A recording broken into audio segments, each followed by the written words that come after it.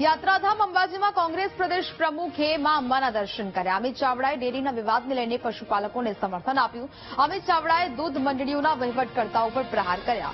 પશુપાલકોની મહેનતનામાં દૂધમાં વહીવટ કરતા ભ્રષ્ટાચાર કરતા હોવાનો આરોપ લગાવ્યો।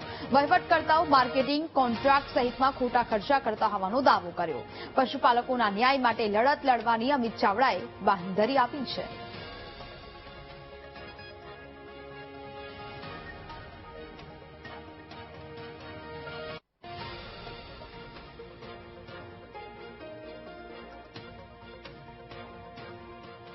બાજુ પશુપાલકોની મહેનતનો દૂધ અને એનો ભ્રષ્ટાચાર ડેરીના વહીવટકર્તાઓ કરે।